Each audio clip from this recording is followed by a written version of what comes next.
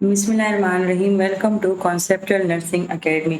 आज की वीडियो में हम मोस्ट सजेस्टेड टॉपिक के बारे में पढ़ेंगे, जो कि है हमारे पास मेटाबॉलिज्म ऑफ कार्बोहाइड्रेट, जो कि पूरे बायोकेमिस्ट्री का जो है वो एक इम्पॉर्टेंट टॉपिक है। स्वात रीजन स्टूडेंट्स के लिए है, बीएस नर्सिंग फर्स्ट सेमेस्टर के। तो इसमें हम बेसिकली कार्बोहाइड्रेट के मेटाबॉलिज्म के बारे में पढ़ते हैं। अब हम स्टार्ट करते हैं अपने मेटाबॉलिज्म से कि हमारे पास मेटाबॉलिज्म क्या है। ये एक ऐसा प्रोसेस होता है केमिकल रिएक्शंस का, जो कि ऑर्गेनिजम्स के अंदर होता है। अब जिस तरह हमने प्रोटीन के मेटाबॉलिज्म की बात की थी, इसी तरह जब हम कार्बोहाइड्रेट की मेटाबॉलिज्म की बात करेंगे तो कार्बोहाइड्रेट के जितने भी हमारे पास उसके ऊपर केमिकल रिएक्शंस होता है और लार्ज मॉलिक्यूल्स जो हैं वो सिंपल मॉलिक्यूल्स में और एनर्जी में कन्वर्ट होते हैं, तो वो मेटाबॉलिज्म के थ्रू होते हैं। ये जो मेटाबॉलिज्म होती है ये ऑर्गेनिज्म के अंदर होती है। इनमें हमारे पास जो है बहुत सारे रिएक्शंस जो होते हैं वो इन्वॉल्व होते हैं, जो कि फूड को जो है कन्वर्ट करते हैं एनर्जी में, डिफरेंट सेलुलर स्ट्रक्चर्स को बिल्डअप करते हैं, और जो है बच जाए तो उसको वेस्ट की शक्ल में जो है वो बॉडी से एलिमिनेट कर देते हैं। इसमें हमारे पास जो है दो टाइप्स ऑफ मेटाबॉलिक रिएक्शंस जो है वो इन्वॉल्व होते हैं। एक होते हैं कैटाबॉलिज्म और एक होते हैं एनाबॉलिज्म। अच्छा, कैटाबॉलिज्म क्या होती है कि इसमें हम बड़े से छोटे की तरफ आते हैं। इनमें क्या होता है कि जो कॉम्प्लेक्स मॉलिक्यूल्स होते हैं वो सिंपल मॉलिक्यूल्स में जो है उनकी ब्रेकडाउन होती है, और एनर्जी जो होती है इसकी वजह से एनर्जी को हम रिलीज करते हैं, जिसमें हमारे पास ग्लाइकोलाइसिस है, सिट्रिक एसिड साइकिल है। यानी कि ये एक ऐसे साइकिल्स हैं, ये एक ऐसे केमिकल प्रोसेसेस हैं जिनकी वजह से कॉम्प्लेक्स मॉलिक्यूल सिंपल मॉलिक्यूल्स में डिवाइड होंगे और एनर्जी रिलीज करेंगे। अब एनाबॉलिज्म इसके कंट्रास्ट में जो है वो आता है, क्योंकि इसमें जो होते हैं बिल्डिंग ऑफ कॉम्प्लेक्स मॉलिक्यूल्स होती हैं। यानी कि इसमें छोटे छोटे मॉलिक्यूल्स जो हैं वो मिलकर एक कॉम्प्लेक्स मॉलिक्यूल बनाएंगे और उसको एनर्जी चाहिए होगी। कैटाबॉलिज्म में जब वो ब्रेक हो जाएंगे वही एनर्जी रिलीज हो जाएगी। एनाबॉलिज्म में जब छोटे मॉलिक्यूल्स को कॉम्प्लेक्स बनने के लिए जो है एनर्जी चाहिए होगी, तो वो बेसिकली एनाबॉलिज्म प्रोसेसेस को डिनोट करेगी। इनमें हमारे पास जो है एग्जाम्पल में प्रोटीन सिंथेसिस आती है, डीएनए की रेप्लिकेशन आती है। तो ये जितने भी एग्जाम्पल्स हैं इनको हम एनाबॉलिज्म और कैटाबॉलिज्म में जो है वो पढ़ते हैं। अब हमारे पास आता है डाइटरी कार्बोहाइड्रेट, यानी जो कार्बोहाइड्रेट जो हमारे डाइट में जो होती है वो शुमार होती है, इनकी डाइजेशन क्या है। यानी कि इनकी ब्रेक डाउन, ये जो कॉम्प्लेक्स कार्बोहाइड्रेट्स हैं, जिस तरह प्रोटीन्स जो हैं वो अमाइनो एसिड्स में कन्वर्ट हो रहे थे, इसी तरह कार्बोहाइड्रेट्स के जब हम डाइजेशन करेंगे तो ये सिंपल शुगर्स में जो है वो कन्वर्ट हो जाएंगे, जो बॉडी में डिजॉल्व हो सकेंगे, अब्जॉर्ब हो सकेंगे, और फिर बॉडी जो है उनको एनर्जी की शक्ल में यूज़ करेगी।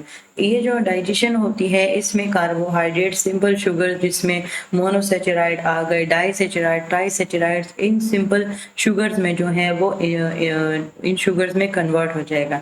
इनमें हमारे पास जो है मुख्तलिफ एंजाइम्स यूज होंगे, जिनको हम ग्लाइकोसाइड हाइड्रोलेज एंजाइम जो है वो कहेंगे। ये बेसिकली हमारे पास जो कार्बोहाइड्रेट्स के अंदर जो ग्लाइकोसिडिक बॉन्ड्स होते हैं ये उनको हाइड्रोलाइज करेंगे। हाइड्रोलाइसिस क्या होती है कि जब हम किसी चीज़ को तोड़ने के लिए उस पर H2O को एज अ केमिकल एजेंट जो है वो रिएक्शन करवाते हैं, तो इट मीन्स कि हम उस बॉन्ड में या उस कंपाउंड में हाइड्रोलाइसिस कर रहे हैं। तो ये जो डाइजेशन होती है ये बेसिकली एंजाइम्स को यूज़ करते हुए कार्बोहाइड्रेट्स को सिंपल शुगर्स में कन्वर्ट करना है।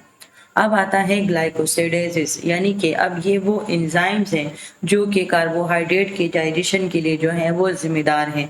ये क्या करेंगे कि ये वो एंजाइम्स होंगे जो कि कम्प्लेक्स कार्बोहाइड्रेट को जो है वो ब्रेक डाउन करेंगे उसके ग्लाइकोसाइल रेसिड्यूज में, यानी कि उसके जो सिंपल शुगर्स हैं उसको जो है वो उसमें डिवाइड करेंगे, और जो हमारे पास वेस्ट रह जाएगा उसको बॉडी के थ्रू जो है वो एक्सक्रीट कर देंगे।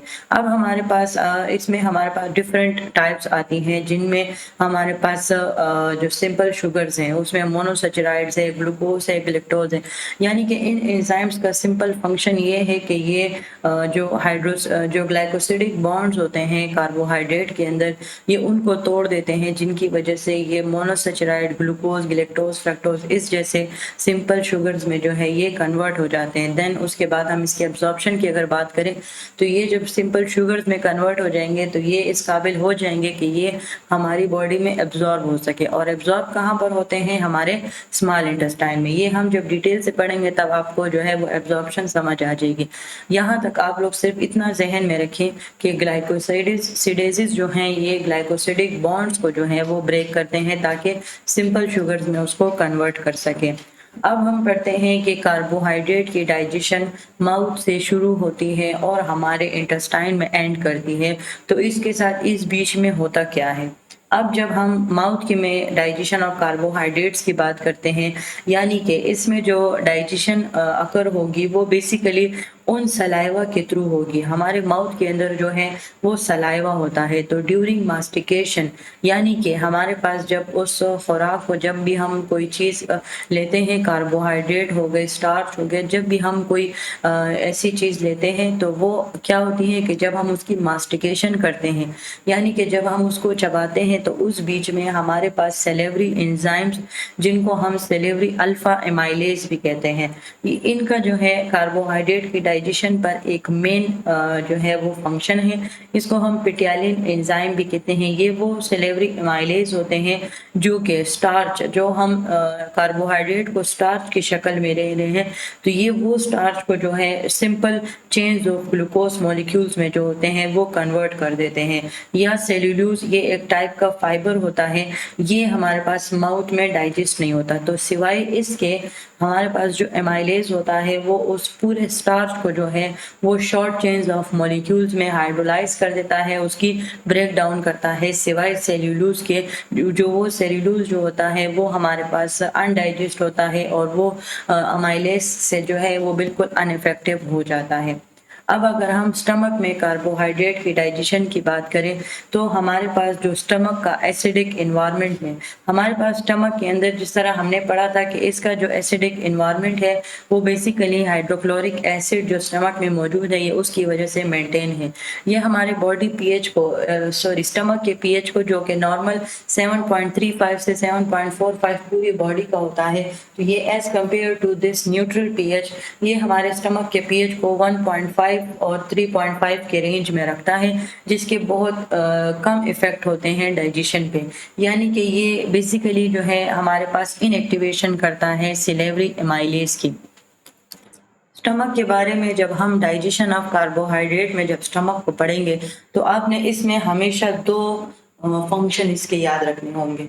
एक तो ये कि इसके एसिडिक इन्वायरमेंट, यानी कि जो 1.5 से 3.5 के दरमियान में है, इसकी इस एसिडिक इन्वायरमेंट की वजह से एक दफ़ा जो हमारे पास जो फूड है जिसके अंदर कार्बोहाइड्रेट्स हैं, जब एक दफ़ा ये फूड जो है ये हमारे ओरल कैविटी से जो है इसोफेगस के थ्रू हमारे स्टमक में एक दफ़ा पहुंच गया, इसी एसिडिक इन्वायरमेंट की वजह से वो जो सेलेवरी एमाइलेज था जो कि कार्बोहाइड्रेट्स की डाइजेशन कर रहा था, तो वो इनएक्टिवेट हो जाएंगे। दूसरा इसका ये होगा कि इसमें ज़्यादातर कार्बोहाइड्रेट डाइजेशन जो होती है वो स्टमक लेवल पर जो है वो इतनी ज़्यादा नहीं होती। यानी कि जब हमारे पास एमाइलेज इनएक्टिवेट हो जाता है तो जो स्टमक होती है उसके अंदर इतनी एबिलिटी नहीं होती कि वो अकेले ही जो है वो कार्बोहाइड्रेट्स को डाइजेस्ट कर सके। तो आप लोगों ने इसके बारे में दो याद रखने हैं कि हमारे पास जो डाइजेशन ऑफ कार्बोहाइड्रेट्स होती है तो वो स्टमक लेवल पर जो है वो इतनी ज़्यादा नहीं होती। बस इसका मेन फंक्शन यही होता है कि ये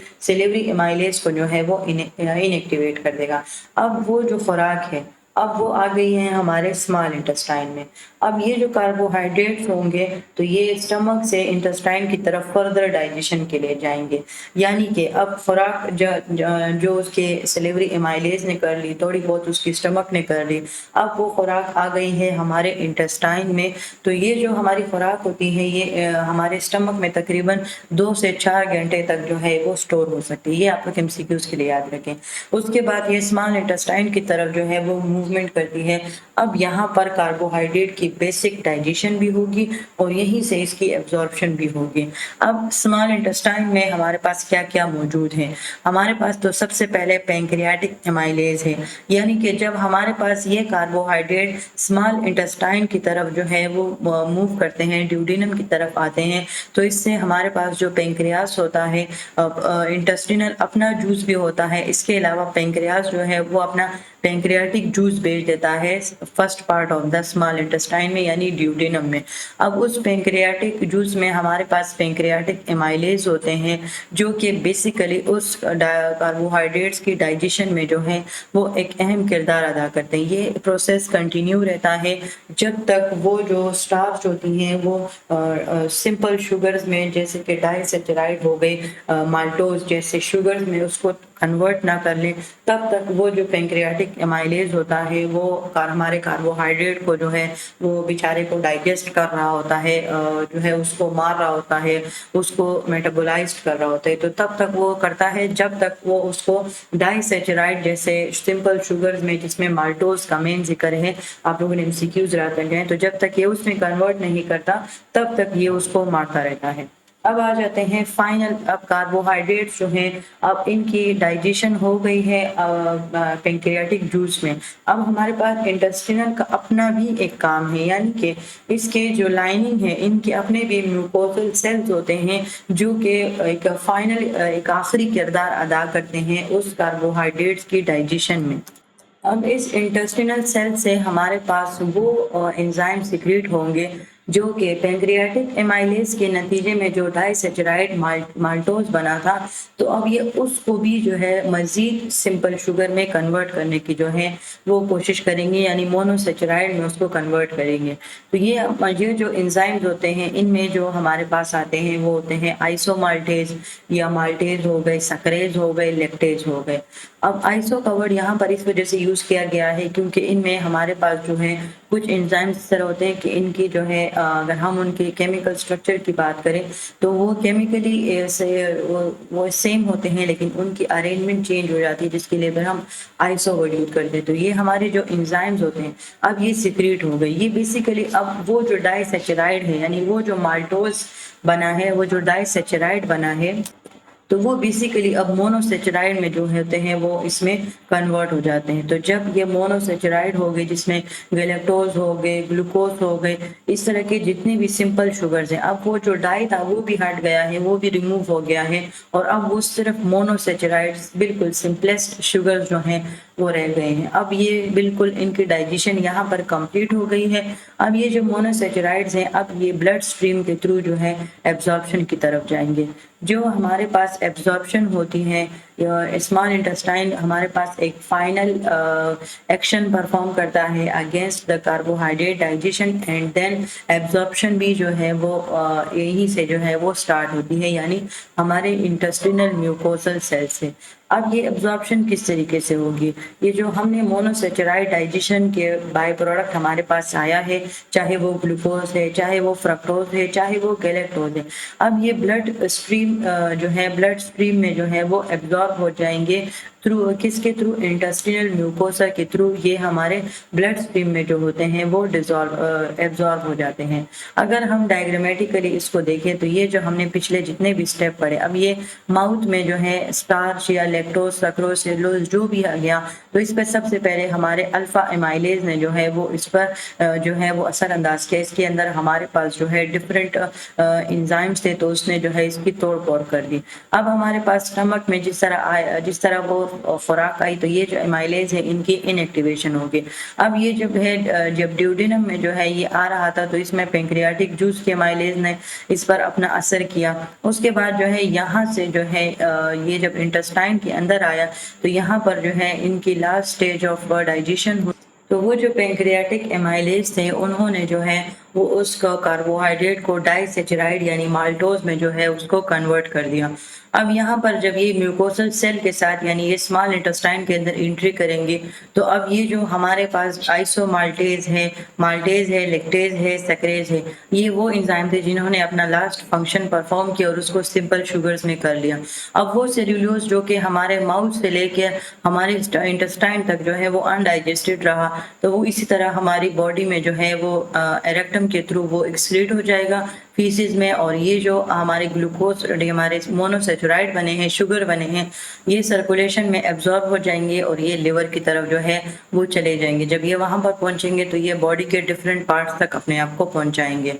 अब हम एबनॉर्मल डिग्रेडेशन पढ़ते हैं डाइसेचराइड्स की, यानी कि अब इनमें जो हमारे पास सबसे अच्छी एग्जांपल है वो होती है लैक्टोज इंटॉलरेंस। यानी ये हमारे पास बॉडी की वो इनएबिलिटी होती है कि वो लैक्टोज को जो है वो डाइजेस्ट नहीं कर पाते, क्योंकि उनमें हमारे पास जो है वो एंजाइम नहीं बनता लैक्टेज। ये जो लैक्टेज एंजाइम होता है ये बेसिकली लैक्टोज की डाइजेशन के लिए होता है। तो जब हमारे बॉडी के अंदर ये एंजाइम नहीं होता तो इसकी वजह से हमारी जो लैक्टोज होती है उसकी एबनॉर्मल डिग्रेडेशन होती है, यानी कि वो डाइजेस्ट नहीं होता और उसकी जो है वो बॉडी से उसी तरीके से जो है वो निकल जाता है, यानी कि वो डाइजेशन उसकी नहीं होती। इसके सिम्टम्स में हमारे पास जो है ब्लोटिंग ऑफ एब्डोमेन आ जाती है, गैस आ जाती है और डायरिया जो है वो आ जाती है। यानी ये एक स्पेसिफिक टाइप ऑफ डिग्रेडेशन होती है। ये हमारे पास तमाम इंडिविजुअल्स में नहीं होती, लेकिन ये कुछ जो है कुछ स्पेशल ऐसे लोग होते हैं जिनके अंदर जो है वो ये एंजाइम नहीं बनता। तो जब उनके अंदर ये एंजाइम नहीं होते कि वो उस कार्बोहाइड्रेट को, ये जो हमारे पास लैक्टोज है, इसको डाइजेस्ट कर सके, तो वो जिस तरह हमारे नॉर्मल शुगर्स जो हैं वो स्मॉल इंटेस्टाइन से डायरेक्ट ब्लड स्ट्रीम में जो है वो चले जाते हैं, ब्लड स्ट्रीम में एब्जॉर्ब हो जाते हैं और लिवर के पास चले जाते हैं, तो ये ऐसे नहीं करेंगे, ये डायरेक्ट जाएंगे लार्ज इंटेस्टाइन में और ये अनडाइजेस्टेड जिस तरह सेल्यूलोज, लेकिन वो नॉर्मल होता है सेल्यूलोज। लेकिन जब एबनॉर्मल हो जाए, यानी कि लैक्टोज का नॉर्मल प्रोसेस में लैक्टोज की डाइजेशन होती है, एबनॉर्मल प्रोसेस में डाइजेशन नहीं होती, एंजाइम नहीं होता, तो वो डायरेक्ट लार्ज इंटेस्टाइन के थ्रू जो है रेक्टम से फीसिस के तौर पर जो है वो निकल जाएगा। अब हम पढ़ते हैं जो हमने डाइजेस्टिव एंजाइम डेफिशिएंसीज पढ़ी, इनमें जो हमने एग्जाम्पल पढ़ा वो था जो हमारे पास लैक्टोज इंटॉलरेंस है, वो जो है वो इसकी सबसे बड़ी एग्जाम्पल में हमारे पास शुमार होता है, जिसके नतीजे में डायरिया हो सकता है टेम्परेरी, या पेन हमारे पास होता है। इसके अलावा ब्लोटिंग होती है, गैस होती है। ये जो हमारे पास प्रॉब्लम होती है ये एंजाइम डेफिशिएंसी, ये टेम्परेरी भी हो सकती है, यानी कि ये कुछ टाइम के लिए कुछ अदर डिसऑर्डर्स की वजह से हमारे अगर एंजाइम में प्रॉब्लम आ जाए, और या ये परमानेंट भी हो सकती है कि बिल्कुल जेनेटिकली वो उसमें वो लैक्टोज इंटॉलरेंस जो है वो मौजूद है। तो ये बेसिकली हमारे पास जो है पूरा जितने भी हमारे पास जो एंजाइम होते हैं उनकी डिफिशिएंसीज आ जाती हैं, उनके डिसरेगुलेटरी आ जाती है, जिसके नतीजे में हमारे पास वो जो कार्बोहाइड्रेट्स होते हैं वो बॉडी से अनडाइजेस्टेड ही जो है वो निकल जाते हैं। अब हमारे पास आता है लैक्टोज इंटॉलरेंस, वही बात कि हमारे पास जो है ये हर किसी को नहीं होता, यानी कि ये जो है बिल्कुल वर्ल्ड हेल्थ अडल्ट की तरफ से अगर देखा जाए तो ये जो है ज़्यादातर अगर 4 हिस्सों में से 3 लोगों को हमेशा ये होता है, यानी कि ये जेनेटिकली भी हो सकता है और ये बाद में एक्वायर्ड एंजाइम डेफिशिएंसी की वजह से भी हमारे पास होता है। अगर हम इसको कंट्रीज के अकॉर्डिंग देखें तो हमारे पास तकरीबन 90% ऑफ अडल्ट अफ्रीकन एशियन इस तरीके से हैं कि उनमें लैक्टेज डेफिशिएंट है, यानी कि फिर उनके अंदर वो एंजाइम नहीं होता जिसकी वजह से वो उनके अंदर जो लैक्टोज होता है वो मेटाबोलाइज नहीं होता। अच्छा, ये जो स्लाइड्स हैं इनमें आपने जो है सबसे ज़्यादा इस बात पर फोकस करना है कि आपको जो लैक्टोज इंटॉलरेंस है इसका आपको मेन थ्योरी, मेन कॉन्सेप्ट आप लोगों को आना चाहिए कि ये जो डिजीज़ है तो ये किस वजह से होती है। और अगर हम इस डिजीज़ के ट्रीटमेंट के बारे में बात करें तो इसमें ये होता है कि इसमें हम मिल्क कंजम्पशन को जो है वो रिड्यूस कर देते हैं, इसी तरह हम ग्रीन वेजिटेबल्स को जो है वो ज़्यादा प्रेफर करते हैं, जिसमें ब्रोकली हो गई, कैल्शियम की इनटेक को हम ज़्यादा करते हैं, यानी लैक्टेज जो प्रोडक्ट्स होती हैं लैक्टेज ट्रीटेड उनको यूज़ करते हैं। इसके अलावा पिल्स हमारे पास होती हैं जिनको हम खाने से पहले लेते हैं। तो ये बेसिकली हमारे पास उन ट्रीटमेंट में जो है वो शामिल होता है। ये जो लैक्टोज डिफिशिएंसीज है, लैक्टोज इंटॉलरेंस है, ये बहुत ज़्यादा इंपॉर्टेंट है जिसको आपने जो है अपने पेपर के लिए याद रखना है। यानी कि ये जो हमारे पास स्मॉल इंटेस्टाइन के अंदर जो है वो लैक्टोज एंजाइम होता है, तो ये क्या होता है कि अगर ये हमारे पास किसी पर्सन में जो है ये लैक्टोज एंजाइम जो है वो नहीं होगा, तो जिसकी वजह से हमारे पास वो जो कार्बोहाइड्रेट्स होगा वो उसी तरीके से लार्ज इंटेस्टाइन के थ्रू हमारी बॉडी से निकल जाएगा, जिसके नतीजे में ब्लोटिंग होगी, डायरिया होगा, डिहाइड्रेशन होगी। इनके अलावा जो बैक्टीरियल ग्रोथ है उसकी जो है उसको मोटिवेशन मिलेगी, वो जो बैक्टीरियल ग्रोथ है वो वहाँ पर जो है वो अकर हो जाएगी, इन्फेक्शन हो जाएंगे, क्योंकि हमारे पास वो जो कार्बोहाइड्रेट है वो अनडाइजेस्टेड ही जो है लार्ज इंटेस्टाइन से गुजरेंगे, तो ये वहाँ पर इन्फेक्शन भी खास करेंगे, डिहाइड्रेशन, ये सारी सिम्टम्स जो है वो लैक्टोज इंटॉलरेंस के साथ जो है वो लिंक्ड है। अब हम पढ़ते हैं हमारा ग्लाइकोलाइसिस। हमारे पास जो है कार्बोहाइड्रेट के डाइजेशन में हमारे पास मुख्तलिफ प्रोसेसेस शामिल हैं, जिनको हम वन बाय वन डिटेल के साथ पढ़ेंगे। तो जिसमें हमारे पास जो फर्स्ट आता है वो है ग्लाइकोलाइसिस। अब ये ग्लाइकोलाइसिस क्या है? ये एक ऐसा प्रोसेस होता है जिसमें वो जो सिंपल ग्लूकोज बना, यानी कि ये अब हमारे पास उसका नेक्स्ट लेवल है, जिस लेवल में जो है वो सिंपल शुगर बने और वो ब्लड स्ट्रीम के थ्रू जो है वो लिवर की तरफ है। अब वहां से ग्लाइकोलाइसिस प्रोसेस स्टार्ट होगा, यानी कि इसमें वो जो ग्लूकोज था वो उसकी तोड़ फोड़ हो जाएगी ताकि उससे हम एनर्जी प्रोड्यूस कर सके। ये जो प्रोसेस होता है ये हमारे पास सेल्स के साइटोप्लाज्म में होता है, और ये सेलुलर रिस्पायरेशन का जो है एक फर्स्ट स्टेप है। सेलुलर रिस्पायरेशन वो रिस्पायरेशन होती है जो कि सेल्स जो है सेल्स के दरमियान में जो गैसियस एक्सचेंज होता है, तो ये बेसिकली उसका भी जो होता है एक फर्स्ट स्टेप होता है, क्योंकि ये प्रोसेस जो है ये सेल्स के साइटोप्लाज्म में जो है ये पाया जाता है। ग्लाइकोलाइसिस हमारे पास एक ऐसा प्रोसेस होगा जिसका जो एंड प्रोडक्ट होगा वो हमारे पास पाइरूवेट बनेगा। तो उससे पहले हम जो है वो जानेंगे कि हमारी बॉडी जो है वो मेटाबॉलिज्म को रेगुलेट करने के लिए, यानी कि इसमें अभी अगर हम मेटाबॉलिज्म ऑफ कार्बोहाइड्रेट पढ़ रहे हैं तो इसमें बॉडी जो होती है वो उस कार्बोहाइड्रेट से या उस ग्लूकोज से वो जो है वो एनर्जी किस तरीके से जो है वो अचीव करती है और फिर उसको दूसरे बॉडी सेल्स तक जो है वो किस तरीके से पहुंचाती है। तो सबसे पहले हम ये पढ़ेंगे एंड उसके बाद हम ग्लाइकोलाइसिस के जो है वो स्टेप्स पढ़ेंगे। तो अब आप लोगों ने इसको बहुत गौर से सुनना है। अच्छा, तो सबसे पहले हमारी बॉडी जो है वो सिग्नलिंग के थ्रू जो है हमारे मेटाबॉलिज्म को जो है वो रेगुलेट करती है। इसमें बेसिकली ये होगा कि इसमें हमारे पास जो बॉडी होती है वो रेगुलेशन करती है मेटाबॉलिज्म की थ्रू सेल्स। अब वो जो सेल्स होते हैं वो आपस में इंटरेक्ट करते हैं, एक दूसरे को सिग्नल्स भेजते हैं, वो in the form of hormones हो सकते हैं, एनर्जी लेवल्स हो सकती हैं, यानी कि हमारे पास डिफरेंट एनर्जी लेवल्स होते हैं, उन लेवल्स में जो है वो मॉलिक्यूल्स मूव करते हैं।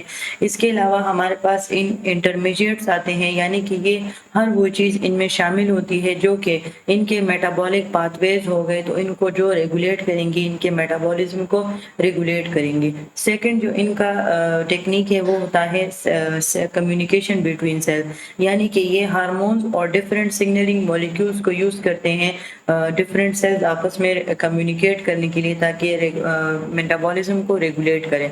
इसके अलावा हमारे पास आते हैं सेकंड मैसेंजर सिस्टम। ये वो मॉलिक्यूल्स होते हैं, यानी कि हमारे पास जिस तरह CAMP हो गए, साइक्लिक एडिनोसिन मोनोफास्फेट हो गए, या IP3 हो गए, आइनोसिटोल ट्राइफास्फेट हो गया। इसके अलावा जो है हमारे पास हार्मोन्स हो गए, न्यूरोट्रांसमीटर्स हो गए। अब ये सेकेंडरी मैसेंजर सिस्टम होते हैं, ये इनके अपने रिसेप्टर्स होंगे, इनके अपने जो है सिग्नल्स होंगे, ये जो हमारे पास डिफरेंट सेल्स होंगे वो आपस में इनके थ्रू जो है ये कम्युनिकेट करेंगे। ये सेकंड मैसेंजर सिस्टम ये इसीलिए होते हैं क्योंकि इनमें हमारे पास different AMP molecules, different IP3 molecules जो होती हैं वो शामिल हो जाती है, जो कि हमारे पास सिग्नल को ट्रांसडक्ट करने में, सिग्नल्स को एक दूसरे तक पहुंचाने में जो है वो एक अहम किरदार अदा करते हैं। इनको सेकंड मैसेंजर जो है इनको नाम इसीलिए दिया गया है क्योंकि ये जो हमारे पास ओरिजिनल मैसेंजर्स होती हैं, यानी कि जो हमने हार्मोन्स और न्यूरोट्रांसमीटर्स की बात की, ये उनके दरमियान में, यानी इसको हम एक तरह का इंट्रा कम्युनिकेशन भी बोलते हैं।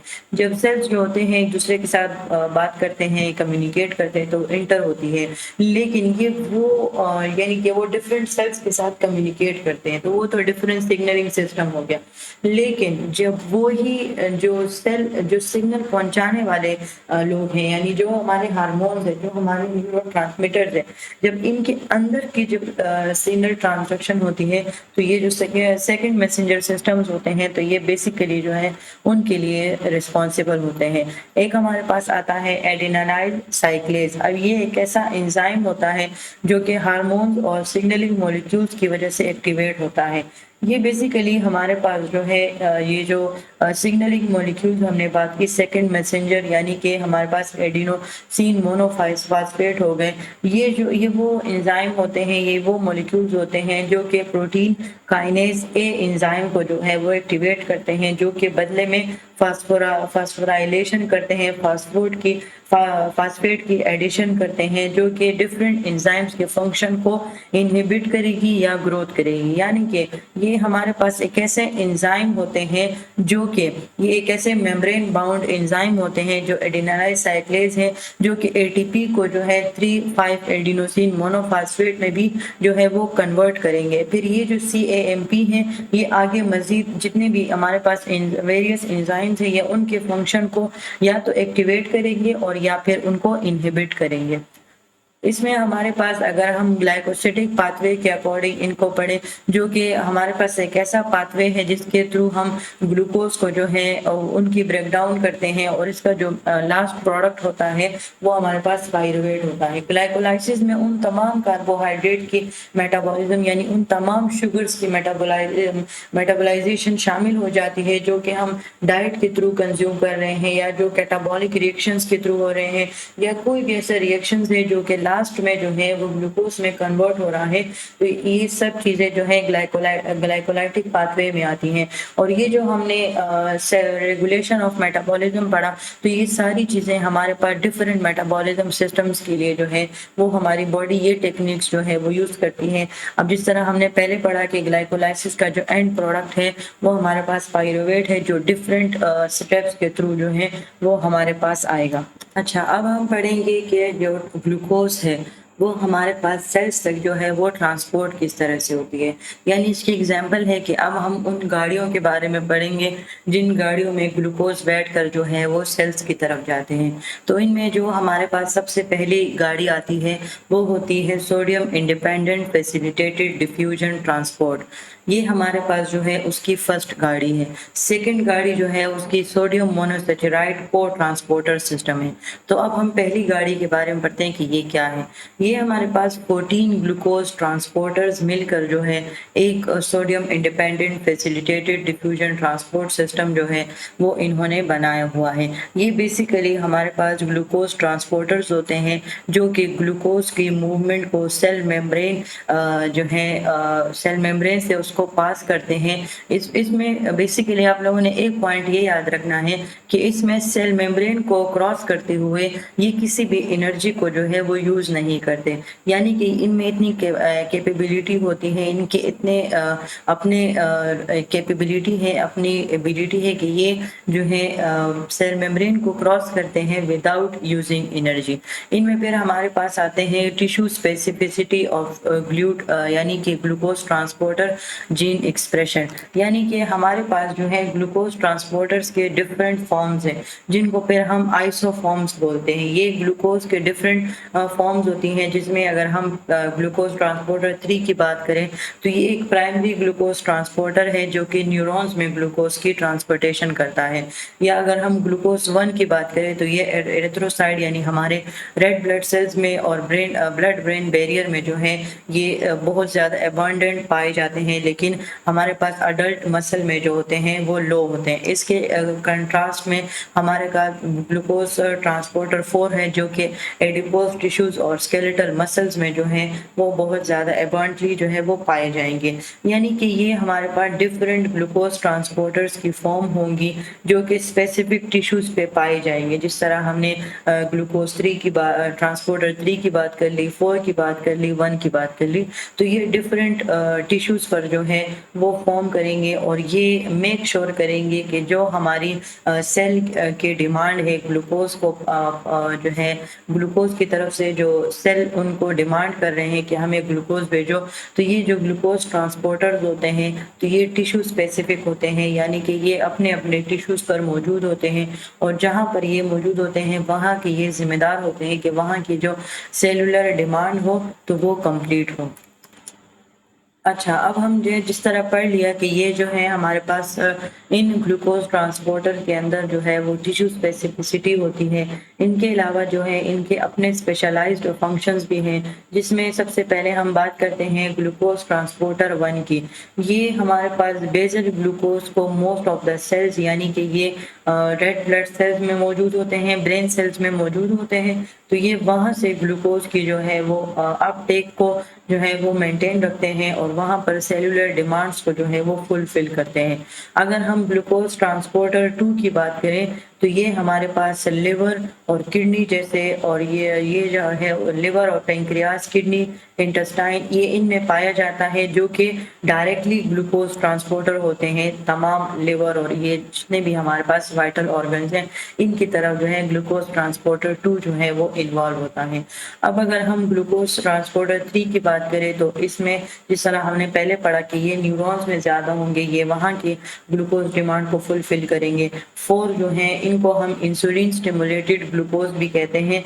ये जो है हमारे पास एडिपोज टिश्यूज और स्केलेटल मसल्स में पाए जाते हैं और वहाँ पर जो है ये अपने सेलुलर डिमांड्स को फुलफिल करते हैं। इसके अलावा हमारे पास आता है लास्ट ग्लूकोज ट्रांसपोर्टर 5। ये हमारे पास बेसिकली फ्रक्टोज ट्रांसपोर्टर्स होते हैं, जो कि स्मॉल इंटेस्टाइन और मेल के टेस्टिस में जो है ये पाए जाते हैं। यानी ये जो है हमारे पास जिस तरह हमने पढ़ा कि ये जो हमारे पास जो हमने sodium independent facilitated diffusion transport पढ़ा, तो ये बेसिकली हमारे पास जो है 14 ग्लूकोज ट्रांसपोर्टर्स मिलकर जो है वो बना रहे हैं। इस वजह से हमने इनको डिज़ाइन किया है ग्लूकोज 1 से लेके 14 तक, जिसमें जो मोस्ट इम्पॉर्टेंट हैं वो हमारे पास जो है वो पहले 5 हैं, जिनकी फंक्शंस जो है वो हमारे लिए बहुत ज़्यादा इम्पॉर्टेंट है। इस वजह से हम बाकी भी इम्पॉर्टेंट है, लेकिन ये जो 5 हैं तो ये बहुत ज़्यादा इम्पॉर्टेंट है। इस वजह से हम इनको जो है डिटेल के साथ डिस्कस करते हैं। अब हमारे पास जो है हमारी सेकंड गाड़ी, पहली गाड़ी जो है उसके बारे में हमने पढ़ लिया कि उसमें ग्लूकोज जो है वो बॉडी तक जो है ग्लूकोज ट्रांसपोर्टर्स के थ्रू जो है वो ट्रांसपोर्ट होगा। अब हमारे पास सेकंड गाड़ी की बात आती है जो कि है सोडियम मोनोसेचराइड को ट्रांसपोर्टर सिस्टम। इसको हम सिंपली SGLT भी कह सकते हैं। अच्छा, तो अब ये गाड़ी जो है ये किस तरीके से अपना काम अंजाम करेगी कि ये जो है ग्लूकोज, इसका मेन फंक्शन पहली वाली गाड़ी की तरह था कि ये ग्लूकोज को सेल्स तक पहुंचाएगी, लेकिन अब ये इसका जो काम है वो पहले वाले से जो है जो वो ग्लूकोज ट्रांसपोर्टर्स के थ्रू जो है वो कर रहा था, तो अब इसका काम जो है वो थोड़ा सा चेंज होगा। यानी कि ये बेसिकली ग्लूकोज की मूवमेंट करेगा अगेंस्ट द कॉन्सेंट्रेशन ग्रेडियंट।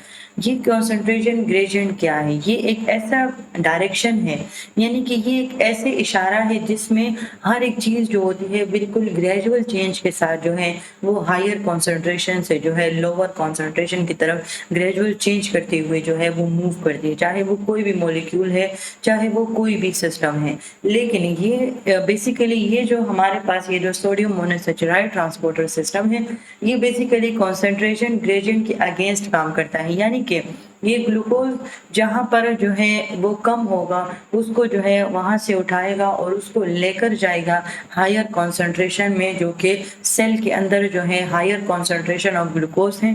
तो ये जो है ग्लूकोज को जहाँ पर इसकी कंसंट्रेशन कम है वहाँ से लेकर जाएगा और सेल्स तक जो है वो इसको ट्रांसपोर्ट करेगा। अब जिस तरह हमने पहले बात की कि इसके लिए हम SGLT जो है वो यूज़ कर सकते हैं। अब इसमें जो है हमारे पास 2 कैरियर्स इम्पॉर्टेंट हैं, एक हमारे पास है SGLT1 और एक होता है SGLT2। अब ये जो अब इन दोनों के बारे में आप लोगों ने बस मेन 2 चीज़ें याद रखनी है। एक तो ये डाइट से ग्लूकोज को एब्जॉर्ब करेंगे और एक ये यूरिन से जो है ग्लूकोज को रीअब्जॉर्ब करेंगे। अब ये जो SGLT1 होगा ये हमारे पास स्मॉल इंटेस्टाइन और रीनल प्रॉक्सिमल ट्यूब्यूल्स ये दोनों में प्रेजेंट होगा।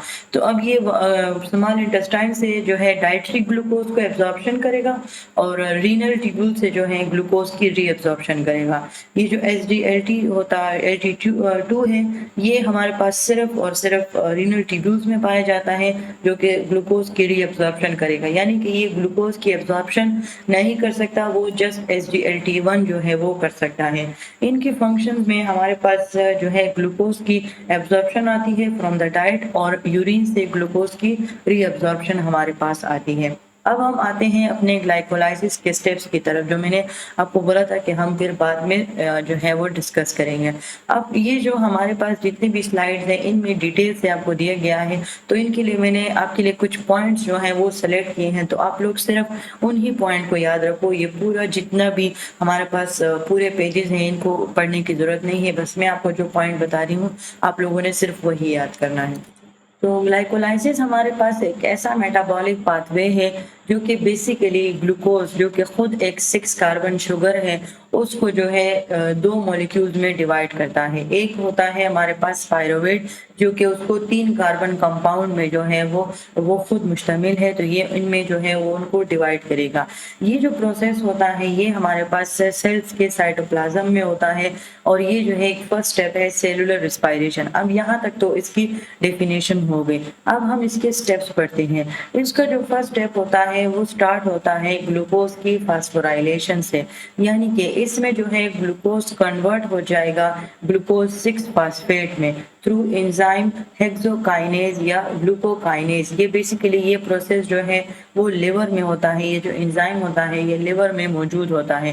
तो इसका ग्लाइकोलाइसिस का फर्स्ट स्टेप क्या है कि इसमें ग्लूकोज जो है ग्लूकोज 6 फास्फेट में जो है वो कन्वर्ट हो जाएगा। अब आप लोगों ने दो चीजें याद रखनी है, एक दो रिएक्टेंट्स याद रखने हैं जो कि दो रिएक्टेंट्स हो रहे हैं, और एक उनका एंजाइम याद रखना है। अब जो फर्स्ट स्टेप है फास्फेट की फास्फोराइलेशन में, तो अब ग्लूकोज फास्फोराइलेशन में, तो उसमें बेसिकली ग्लूकोज कन्वर्ट हो रहा है। रिएक्टेंट्स एक ग्लूकोज है, दूसरा क्या है उसके प्रोडक्ट क्या है ग्लूकोज 6 फास्फेट है, और एंजाइम क्या है उसका हेक्सोकाइनेज लेवर है। अब इसमें जो एटीपी है ये एज अ गाड़ी इसमें यूज होगी, यानी कि एनर्जी सोर्स है ना, तो ये फास्फेट डोनर की तरह जो है वो काम करेगा। अब सेकंड में क्या होगा, ये जो ग्लूकोज 6 फास्फेट है ये फ्रक्टोज 6 फास्फेट में कन्वर्ट हो जाएगा अब फास्फोग्लूकोज आइसोमरेज एंजाइम के थ्रू। ये एंजाइम जो है ये हमारे पास सेकंड स्टेप्स में इन्वॉल्व होगा, जो कि ग्लूकोज 6 फास्फेट को फ्रक्टोज 6 फास्फेट में कन्वर्ट कर देगा। अब हमारे पास थर्ड स्टेप है एडुलेज। ये बेसिकली वो स्टेप होता है जिसमें फ्रक्टोज 6 फास्फेट जो है ये कन्वर्ट हो जाता है फ्रक्टोज 1,6 बाइफास्फेट में, जो कि किस एंजाइम के थ्रू होता है फास्फोफ्रक्टोकाइनेज 1 के थ्रू हमारे पास होता है। अब फर्स्ट स्टेप में भी एटीपी जो है वो एज अ एनर्जी सोर्स जो है वो यूज हुआ था, और थर्ड स्टेप में भी एटीपी जो है वो as a energy source as a phosphate donor जो है वो यूज होगा। तो अब थर्ड स्टेप तक वो जो हमारे पास ग्लूकोज कन्वर्ट हो रहा था, तो थर्ड स्टेप में वो 6 फास्फेट से कन्वर्ट होकर फ्रक्टोज 1,6 बाइफास्फेट में कन्वर्ट हो जाएगा। यहाँ पर केमिकली भी जो है वो आपको जो फर्स्ट रिएक्शन फर्स्ट पॉइंट मैंने बताया था उसका केमिकल फार्मूला भी जो है वो मौजूद है, जिसमें ग्लूकोज जो है ग्लूकोज 6 फास्फेट में कन्वर्ट हो गया। सेकंड पार्ट में जो है वो ग्लूकोज 6 फास्फेट से फ्रक्टोज 6 फास्फेट में कन्वर्ट हो जाएगा फास्फोग्लूकोज आइसोमरेज के एंजाइम की वजह से। इसके बाद थर्ड स्टेप हमारे पास अल्डोलेज है, जिसमें हमारे पास जो फ्रक्टोज 6 फास्फेट है वो कन्वर्ट हो जाएगा फ्रक्टोज 1,6 बाइफास्फेट में। किसकी मदद से, हमारे पास इसको हम डाईहाइड्रोक्सी एसीटोन फास्फेट यानी DHAP जो है वो हम इसको कह सकते हैं। अब हमारे पास आता थर्ड स्टेप में हमारे पास फास्फोफ्रक्टोकाइनेज जो है वो इन्वॉल्व है एज अ एंजाइम। जो हमारे पास फर्स्ट 4 स्टेप है वो भी हमारे पास अल्डोलेज का है, यानी कि अब वो जो हमारे पास फ्रक्टोज 1,6 बाइफास्फेट है, अब यहाँ पर वो स्प्लिट हो जाएगा दो मॉलिक्यूल्स में, एक ग्लाइसिरल अल्डिहाइड 3 फॉस्फेट G3P जो है ये बना लेगा। यहाँ पर ये जो फ्रक्टोज 1,6 बाइफास्फेट है यहाँ पर ये दो मॉलिक्यूल्स जो हैं उसमें डिवाइड हो जाएगा, एक ग्लाइसिरोल अल्डिहाइड 3 फॉस्फेट और एक डाईहाइड्रोक्सी एसीटोन फास्फेट। किसकी मदद से, अल्डोलेज एंजाइम की मदद से ये हमारे पास इन दो मॉलिक्यूल्स में जो है वो चेंज हो जाएगा। अब हम बात करते हैं अपने 6 रिएक्शन की। तो अब जो है सबसे पहले 5 रिएक्शन की बात करते हैं। तो ये जो हमारे पास DHAP था यानी कि डी हाइड्रोक्सी एसीटोन फास्फेट, अब ये जो है हमारे पास ये भी G3P में जो है ये कन्वर्ट हो जाएगा, क्योंकि जो फर्स्ट अल्डोलेज 4 स्टेप था उसमें हमारे पास ये 2 मॉलिक्यूल्स में डिवाइड हो रहा था, एक G3P था और दूसरा DHAP था। अब 5 स्टेप में क्या होगा कि ये जो DHAP बना था यानी डी हाइड्रोक्सी एसीटोन फास्फेट, ये भी जो है G3P में जो है ये कन्वर्ट हो जाएगा बाय ट्राई इसोफास्फेट आइसोमरेज एंजाइम की मौजूदगी में। ये जो एंजाइम है इनको आपने जो है वो फिंगर टिप्स पे याद रखने हैं, इनमें ज़्यादा कुछ खास इतना नहीं है और ना इतना ज़्यादा इसमें डिटेल पढ़ने की ज़रूरत है। आप लोगों ने जैसे मैंने कहा कि जो मैं आपको पॉइंट्स बता रही हूँ आपने जस्ट वही पॉइंट्स जो हैं वो पेपर के लिए याद रखने हैं। अगर आप इन ग्लाइकोलाइसिस और इनकी डिटेल में चलेंगे तो फिर आपसे पूरे पेपर चले जाएंगे, यानी कि आप फिर वो इतनी डिटेल से नहीं कर पाएंगे, बाकी सब्जेक्ट आप लोगों से रह जाएंगे। अच्छा, तो अभी हम पढ़ते हैं अपना 6th रिएक्शन।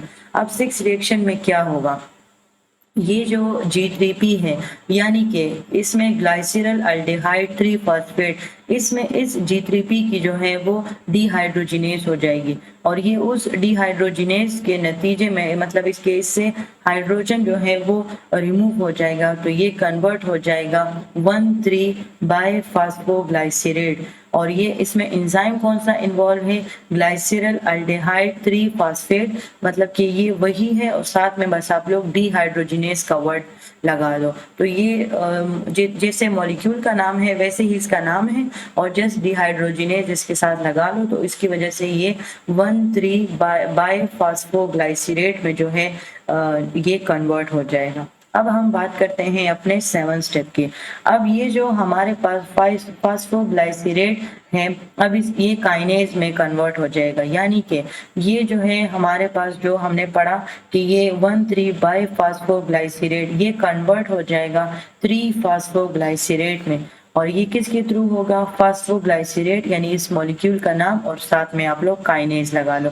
तो ये इस काइनेज एंजाइम की वजह से ये 3 फास्फोग्लाइसिरेट में कन्वर्ट हो जाएगा। और यहाँ तक जो फर्स्ट और 3 स्टेप में जो एनर्जी हमने एज अ फास्फेट डोनर के बारे में पढ़ी थी, इसमें वो एनर्जी जो है वो जनरेट हो जाएगी। अब हम पढ़ते हैं फास्फोग्लाइसिरेट म्यूटेज। अब पहले में 7 स्टेप में हमारे पास क्या इन्वॉल्व हो गया था, काइनेज इन्वॉल्व हो गया था। अब जो 8 स्टेप है इसमें हमारे पास म्यूटेज इन्वॉल्व हो जाएगा, जो कि इससे 3 भी हटा देगा। काइनेज ने जो है फास्फोग्लाइसिरेट से 1 हटा दिया, 3 रह गया, 3 फास्फोग्लाइसिरेट रह गया। म्यूटेज ने जो है इससे 3 भी हटा दिया और ये हमारे पास जो है 3 से 2 हो गया, यानी कि ये 2 फास्फोग्लाइसिरेट बन गया फास्फोग्लाइसिरेट म्यूटेज की मदद से। अब हमारे पास 9th स्टेप हमारे पास आता है, वो होता है इनोलोज यानी इनोलेज स्टेज होता है। इसमें ये जो 2 फास्फोग्लाइसिरेट है ये कन्वर्ट हो जाएगा इनोल पायरुवेट में। अब ये इनोल पायरुवेट जो है ये किस एंजाइम के थ्रू हुआ है, जो इनोलेज, यानी कि जो एंजाइम यूज होगा इस स्टेप को हम वही नाम देंगे। तो इसका बेस्ट तरीका है याद करने का कि आप जो है इनके जो ये जो एंजाइम के नाम है यानी इनके जो रिएक्शन के नाम है जो मैं आपको साथ साथ स्क्रीन पे भी दिखा रही हूँ, तो ये जो इनके रिएक्शन के नाम है ये आप लोगों ने याद रखनी है, यही इनके जो है एंजाइम के भी नाम है। और 10th और लास्ट स्टेप हमारे पास है पायरुवेट काइनेज। अब ये जो हमारे पास इनोल पायरुवेट था ये पायरुवेट काइनेज की मदद से जो है पायरुवेट में कन्वर्ट हो जाएगा और एटीपी जो है वो हमारे पास एनर्जी जो है वो जनरेट हो जाएगी। तो यहाँ पर अगर हम एटीपी की बात करें तो ये जो एटीपी इसमें यूज हुई है वो 2 एटीपी मॉलिक्यूल्स जो हैं वो इसमें यूज हुए हैं और 4 एटीपी मॉलिक्यूल्स जो हैं वो इसमें जनरेट हुए हैं। अच्छा, अगर हम ग्लाइकोलाइसिस की इम्पोर्टेंस की बात करें तो ये हमारे पास एक बहुत इम्पॉर्टेंट और क्रिटिकल मेटाबॉलिक पाथवे होता है जो कि एनर्जी ऑफ द सेल्स जो है ये प्रोवाइड करता है in the absence of oxygen. जिस तरह हमने बात की कि ये 2 एटीपी को यूज करता है और जनरेट करता है 4 एटीपी। ये जो आप कार्बोहाइड्रेट्स की मेटाबॉलिज्म पढ़ते हैं, इसको आपने एज अ स्टोरी याद रखना है। यानी ये जो स्टोरी थी हमने पहले शुरू की थी, कार्बोहाइड्रेट जो है वो हमारे इंटेस्टाइन तक उस पर डिफरेंट एजेंट्स ने अटैक किया, वो कार्बोहाइड्रेट से ग्लूकोज में कन्वर्ट हो गया, वहाँ से वो ब्लड के थ्रू जो है वो लिवर में चला गया। यानी कि उसमें उसके लिए दो गाड़ियाँ खड़ी थी, एक में जो है वो हमने सोडियम जो इंग्रेडिएंट के थे, सो ग्लूकोज ट्रांसपोर्टर्स वो पड़े। उसके बाद फिर हमने जो है कंसंट्रेशन ग्रेडियंट के अकॉर्डिंग जो हमारे पास ट्रांसपोर्टर सिस्टम था, तो वो जो दो गाड़ियां थी उनके अकॉर्डिंग वो जो ग्लूकोज था वो हमारे पास सेल्स तक चला गया। अब सेल्स में ग्लाइकोलाइसिस साइटोप्लाज्म में स्टार्ट हो गई, वहां पर ये जो 10 रिएक्शंस इस पर हुए तो ये हमारे पास पायरुवेट में जो है ये कन्वर्ट हो गया। अब पायरुवेट के बाद हमारे पास अब क्या होगा, लिंक्ड रिएक्शन होगा। यानी कि ये जो पायरुवेट था ये हमारे पास कन्वर्ट हो जाएगा एसिटाइल को एंजाइम के लिए, क्योंकि हमारे पास ग्लाइकोलाइसिस के बाद दूसरा साइकिल जो है वो स्टार्ट होता है, क्रेब्स साइकिल इसको हम बोलते हैं। अब इन क्रेब्स साइकिल और इन ग्लाइकोलाइसिस के दरमियान हमारे पास एक पुल है, एक ब्रिज है, जिसके थ्रू हमारे पास अब पायरुवेट डायरेक्टली क्रेब्स साइकिल में इन्वॉल्व नहीं हो सकता, तो इसलिए उसको एक स्टेप जो है पीछे हट कर जो है अपने आप को पहले एसिटाइल को एंजाइम में वो कन्वर्ट करता है, जो उसके बाद जो है वो फिर क्रेब्स साइकिल में वो एंट्री करता है। और वो जो ब्रिज है उसको फिर हम लिंक्ड रिएक्शन या जंक्शनल रिएक्शन कहते हैं, जो बेसिकली ग्लाइकोलाइसिस और क्रेब्स साइकिल जो है वो आपस में अटैच करेगा। इस प्रोसेस में हमारे पास जो है कार्बन डाइऑक्साइड की रिमूवल होता है, इसके अलावा ऑक्सीडेशन होती है। ऑक्सीडेशन के नतीजे में जो NADH है, यानी कि ये हमारे पास जो है सपोर्टिंग एंजाइम्स होते हैं वो प्रोड्यूस हो जाते हैं, ताकि ये एसिटाइल को एंजाइम में एंजाइम को पायरुवेट को एसिटाइल को एंजाइम में कन्वर्ट होने में मदद प्रोवाइड कर सके, सपोर्ट कर सके।